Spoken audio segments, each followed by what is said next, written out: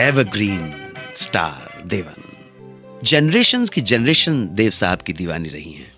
इस बात का सबूत यह है कि जब 1951 में 1951 में बाजी रिलीज हुई और देवानंद बन गए बहुत बड़े स्टार, तो एक फंक्शन के दौरान फैंस से घिरे हुए थे। फैंस के बीच में उन्होंने सर पे पहने हुए एक हैट को उड़ा दिया सर से उतारकर, और वो हैट एक फैन के हाथ में लग गई और उसने अपने आप को लकी समझते हुए ये संभाल कर रख ली निशानी। ये हैट आधी सदी, हाफ सेंचुरी से भी ज्यादा संभली रहेगी, पीढ़ी दर पीढ़ी एक परिवार में सजो के रखी जाएगी। ये अचरज की बात थी, मगर ऐसा हुआ। देव साहब की डेथ से कुछ साल पहले की बात है ये, और तलब है, सुनिए।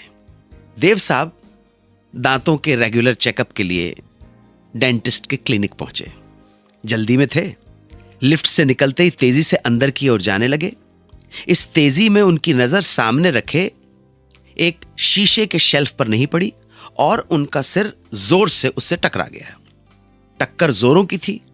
शीशे का शेल्फ टूट गया, कांच के टुकड़े इधर उधर बिखर गए। सभी लोग पलटकर देव साहब की तरफ भागे कि कहीं कुछ गड़बड़ नहीं हो जाए, देव साहब को चोट नहीं लग गई हो।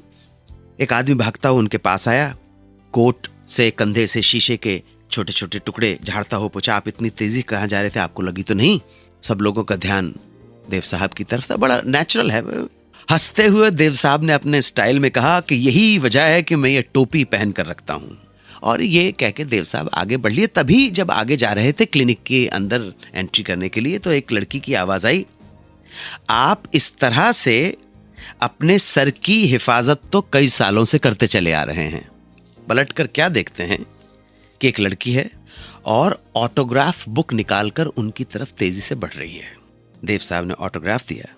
फिर लड़की ने कहा, आपको शायद याद नहीं होगा, आपने फिल्म बाजी के प्रीमियर पर अपनी टोपी निकालकर हवा में फेंक दी थी।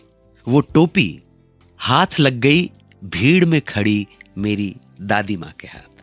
आज तक आप देखिएगा, आज तक मेरी दादी माँ ने वो टोपी घर में सजा कर रखी हुई है और मेरी दादी माँ उसको बहुत बड़ी क्या कहते धरोहर समझती हैं कि देवानंद की टोपी है।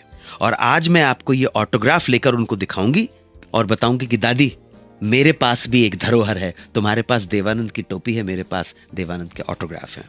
तो ये थी दीवानगी देव साहब के चाहने वालों की। दादी से लेकर पोती तक हर किसी के दिल में बस जाते थे देवानंद। क्यों मारा थप्पड़ मुगले आजम की शूटिंग के दौरान मधुबाला को दिलीप कुमार ने, बताऊंगा वापस आकर। आप सुनते रहें सुहाना सफर विद अन्नू कपूर।